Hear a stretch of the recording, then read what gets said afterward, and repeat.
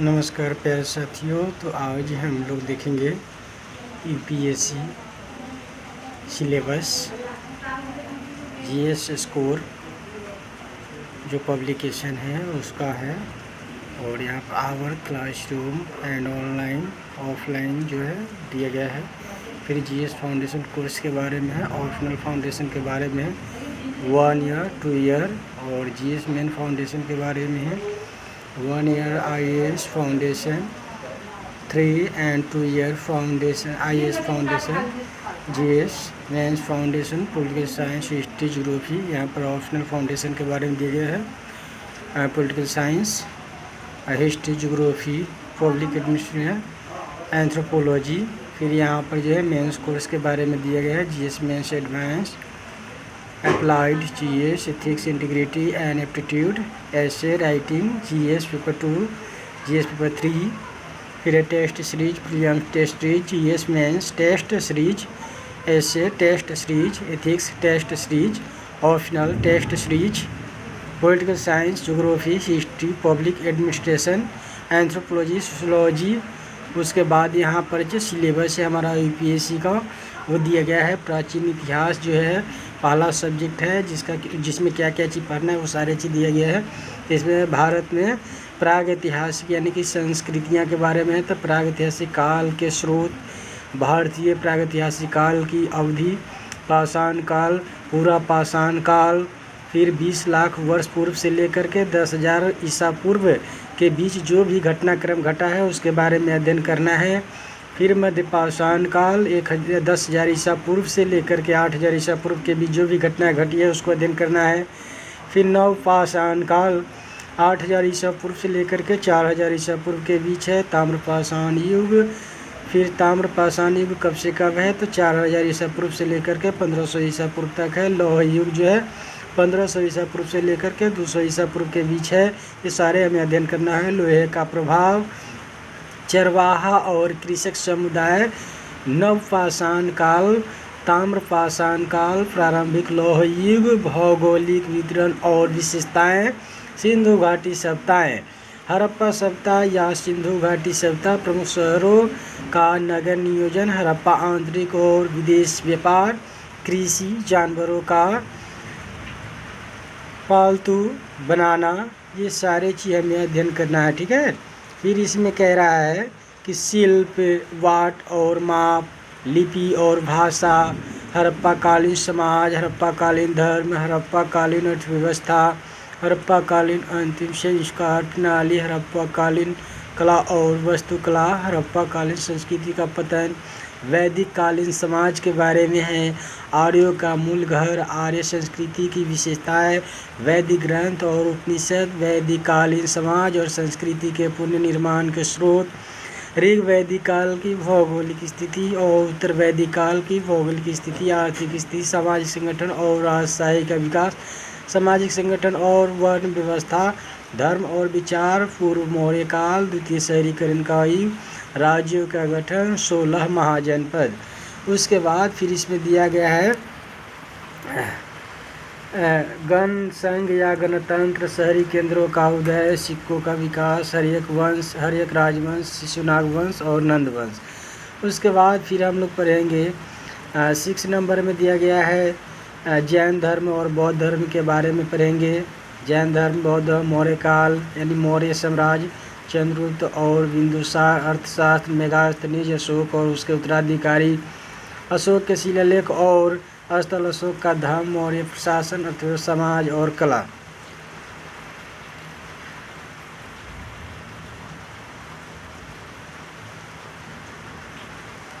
तो जैसा कि यहाँ पर हम लोगों ने देख लिया जैन धर्म के बारे में, मौर्य के बारे में, ये सारे चीज़ अध्ययन करना है। और बोल रहा है कि जो मौर्य प्रशासन, अर्थव्यवस्था, समाज और कला, मौर्य वंश का पतन कैसे हुआ, उसके बारे में, मौर्योत्तर काल कैसा रहा है, मौर्य वंश के बाद यानी कि मौर्य उसके बाद जो उत्तर काल आया उसमें कैसा कैसे यानी कि जो व्यवस्था हुई थी। तो हिंद यवन परचेन और कुषाण का आगमन, बाहरी दुनिया के साथ वाणिज्यिक संपर्क, सातवाहन और अन्य स्वदेशी राजवंश, समाज, जातियों का विकास, संघ ग्रंथ और समाज। फिर उसके बाद है इसमें जो हम लोग को अध्ययन करना है कला के केंद्र गंधार, मथुरा व अमरावती। गुप्त राजवंश का साम्राज्य, गुप्तकालीन शासन के स्रोत, गुप्तकालीन राजनीतिक इतिहास। फाहियान, गुप्तकालीन प्रशासन, कला और संस्कृति का विकास। गुप्त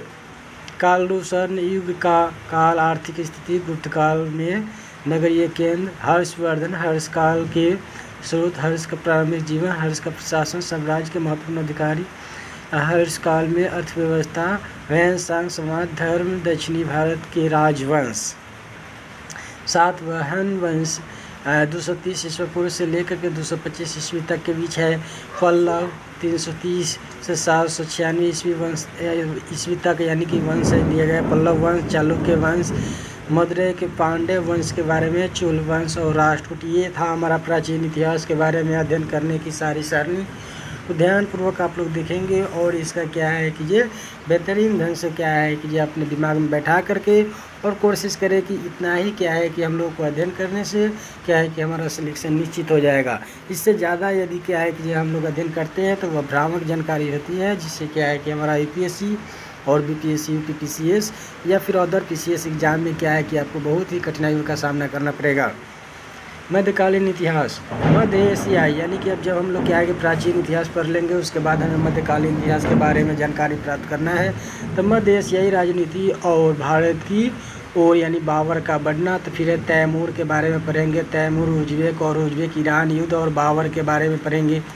फिर उसके बाद हम लोग बाबर का भारत की ओर अग्रसर होना, उत्तर भारत में वर्चस्व के लिए संघर्ष, अफगान, राजपूत और मुगल के बारे में अध्ययन करना, इब्राहिम लोदी और बाबर के बीच युद्ध, पानीपत की लड़ाई के बारे में पढ़ना, पानीपत की लड़ाई के बाद बाबर की समस्याएं, राणा संगा के साथ युद्ध, पूर्वी क्षेत्रों की समस्याएं और अफगान बाबर का योगदान और भारत में उनके आगमन, ये सारे चीज़ अध्ययन करना पड़ेगा हमें मध्यकालीन इतिहास में। उत्तर भारत में वर्चस्व के लिए संघर्ष, हुमायूं और अफगान का यहाँ पर जो संघर्ष है, हुमायूं की प्रारंभिक गतिविधियाँ और बहादुर शाह के साथ संघर्ष, गुजरात का सैन्य अभियान, बंगाल का सैन्य अभियान और शेर खान के साथ संघर्ष, उत्तर भारतीय साम्राज्य की स्थापना, सूर्यवंश, शेर शाह का प्रारंभिक जीवन, बिहार की सामाजिक और राजनीतिक पृष्ठभूमि और सत्ता में शेर शाह का उदय, सूर्य साम्राज्य यानी 1540 से 56 के बीच जो है उस अल्पकालिक यानी कि काल में उन्होंने क्या क्या किया, शेर शाह का योगदान, साम्राज्य का शुद्धिकरण और विस्तार, अकबर, अफगानों के साथ संघर्ष, हेमू अभिजात वर्ग के साथ संघर्ष, भैरव खान का यानी दरबारी प्रशासन, उज़्बेक रसोइयों का विद्रोह, साम्राज्य का प्रारंभिक विस्तार, मालवा, गढ़, कंडका, राजस्थान, गुजरात, पूर्वी भारत, राजपूतों के साथ संघर्ष, एक मिश्रित शासक वर्ग का विकास, विद्रोह और उत्तर पश्चिम में साम्राज्य का और विस्तार। फिर अकबर के बारे में पढ़ेंगे, अकबर के अधीन राज्य और सरकार के बारे में। तो अकबर की अधिपत्य की अवधारणा, सरकार की संरचना और केंद्रीय, प्रांतीय, विकलांग,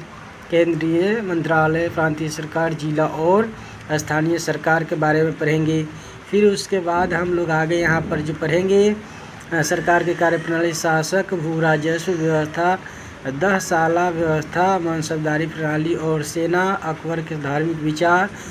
उलेमाओं के साथ संबंध और सामाजिक स्तर, प्रारंभिक चरण। दूसरा चरण इबादत खाना, वाद विवाद, मुजहर, रूढ़िवादिता से टकराव, उलेमा, मदद ए मांस, अनुदानों की पूर्ण संरचना। तीसरा या अंतिम चरण दी ए इलाही, राज्य की नीतियाँ और धार्मिक सहिष्णुता, दक्कन और मुगल, 1657 के जो हुए उसके बाद की बात यहाँ पर कह रहा है। तो यहाँ पर और उसके कालीन के बात कह रहा है, यानी कि उस समय की बात कह रहा है। दक्कनी राज यानी 1595 तक जो है किस प्रकार था, दक्कन की ओर मुगलों का बढ़ना, बाबर, खाना बदोश और अहमदनगर के कुछ हिस्सों की मुगल विजय, मलिक अंबर का उदय और एकीकरण पर मुगलों के प्रयास की निराशा, 1601 से 27 के बीच की यहाँ पर बात की गई है। अहमदनगर का विलुप्त होना, बीजापुर और गोलकुंडा द्वारा मुगल साम्राज्य की स्वीकृति, शाहजहाँ और दक्कन 1636 से 57 के बीच, दक्कनी राज्यों का संस्कृति उदान, मुगलों की विदेश नीति, अकबर और उसके और उज़्बेक कंधार का प्रश्न और ईरान के साथ संबंध, शाहजहाँ का वक्त अभियान, मुगल ईरान संबंध। अंतिम चरण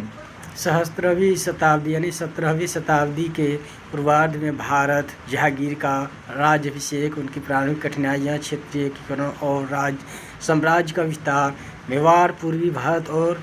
कांगड़ा, नूरजहाँ जुटा, ये सारे चीज़ हम लोग को अध्ययन करना है। फिर यहाँ पर बोल रहा है शाहजहाँ के दौर में विद्रोह और महावत खान का तख्तापलट। जहांगीर एक शासक के रूप में 17वीं शताब्दी के पूर्वार्ध में राज्य और धर्म, शाहजहाँ साम्राज्य का सुदृढ़ीकरण और विस्तार, मुगल शासक वर्ग और मनसबदारी व्यवस्था, ये सारे चीज़ हमें मध्यकालीन भारत के इतिहास में पढ़ना होगा। औरंगजेब, धार्मिक नीतियाँ, उत्तर भारत और राजपूत के बारे में पढ़ना, उत्तराधिकार का युद्ध, धार्मिक नीति, प्रथम चरण, सुधार और शुद्धतावादी उपाय, हिंदू मंदिर, जजिया, दूसरा चरण, जो भी यानी कि समय पीरियड दिया गया है, सारे चीज़ अध्ययन करना पड़ेगा। क्षेत्रीय एकीकरण, साम्राज्य का विस्तार, उत्तर भारत, लोकप्रिय विद्रोह, जाट, सनातनी, अफगान और सिख, मारवाड़ और मेवाड़ के साथ दरार, मुगल साम्राज्य का चरमोत्कर्ष और संकट, मराठा और दक्कन, मराठों का उदय, शिवाजी का प्रारंभिक चरण, पुरंदर की संधिया, आगरा यात्रा, शिवाजी का स्वराज्य प्रशासन और औरंगजेब और दक्कनी राज्य 1658 से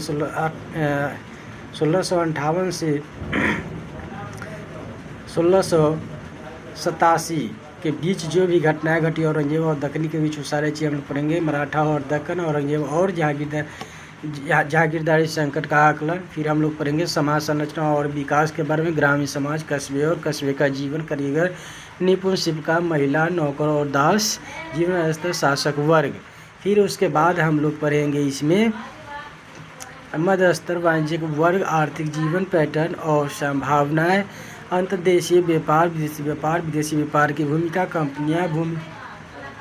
पर भारतीय व्यापारियों की स्थितियां, मुगल साम्राज्य और वाणिज्य, 18वीं शताब्दी के पूर्वार्ध में भारत की अर्थव्यवस्था, धर्म, ललित कला, विज्ञान और प्रौद्योगिकी, धर्म, हिंदू धर्म, सिख धर्म, इस्लाम, ललित कला, वास्तुकला, चित्रकला, भाषा और साहित्य, संगीत, विज्ञान और प्रौद्योगिकी के बारे में हम लोग अध्ययन करेंगे। 18वीं शताब्दी के पूर्वार्ध में उत्तरी भारत, बहादुर शाह प्रथम और वजारत के लिए संघर्ष की शुरुआत, राजपूत मामले, मराठा और दक्कन अलग अलग पक्षों द्वारा बगावत का शुरू, नई वजारत के लिए संघर्ष, जुल्फिकार खान और जहांदार शाह 1712 से 13, नई वजारत के लिए सैयद बंधुओं का संघर्ष, सैयद नया वजारत, ये सारे चीज़ क्या है कि ये घटना के बारे में हम लोग मध्यकालीन इतिहास में पढ़ेंगे। आमीन खान और निजाम उल मुल्क की वजारत, क्षेत्रीय राज्यों का उदय, भारत के विदेशी आक्रमण की शुरुआत,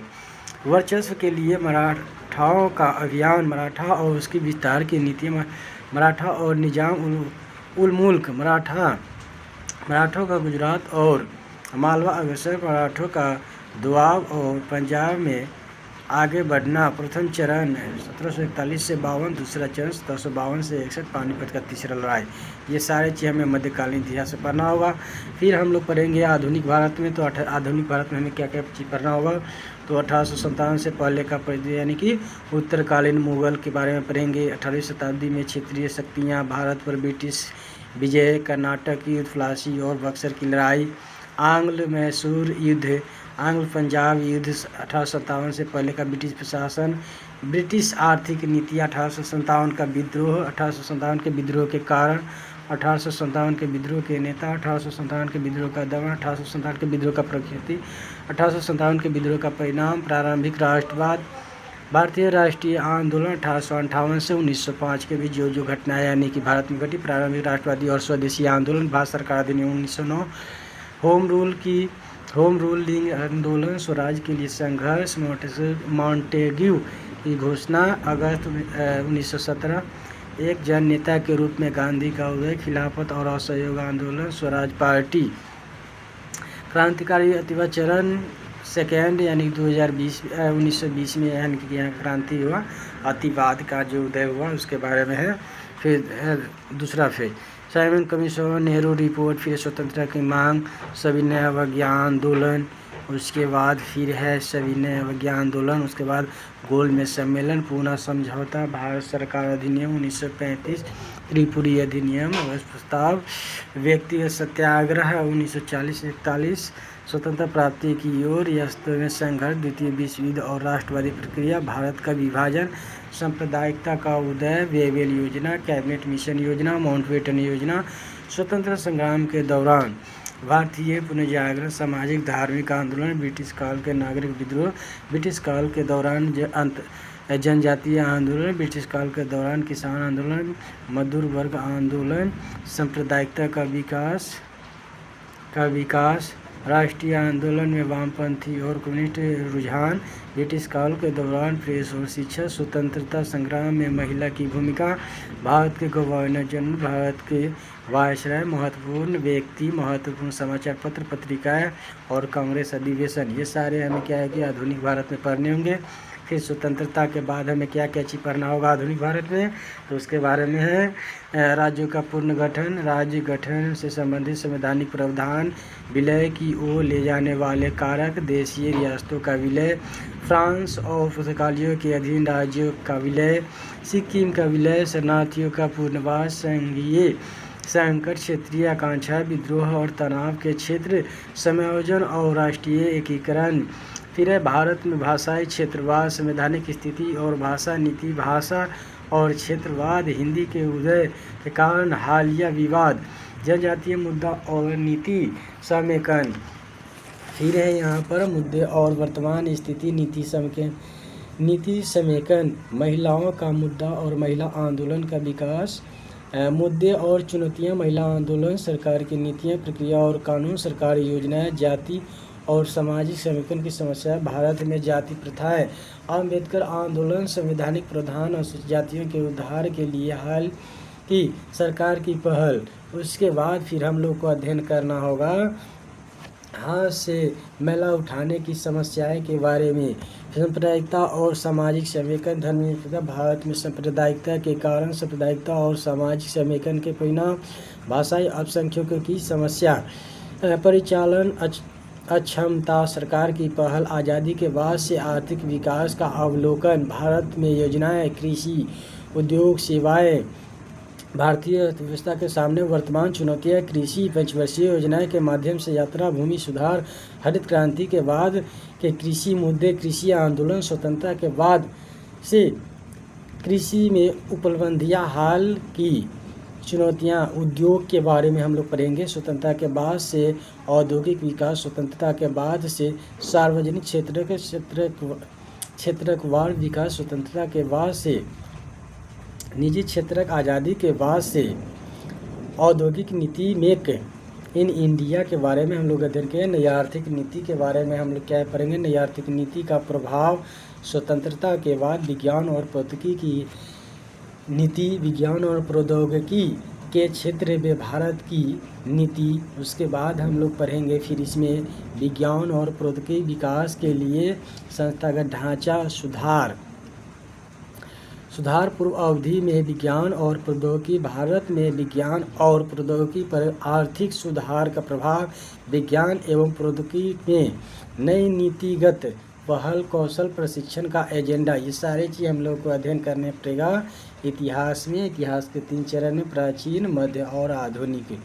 फिर हम लोग पढ़ेंगे आगे विश्व इतिहास के बारे में, तो ये अगली क्लास में हम लोग पढ़ेंगे। तो आज हम लोग क्या है कि इतना ही पर स्टॉप करते हैं क्लास को, फिर अगली क्लास में हम लोग चर्चा करेंगे।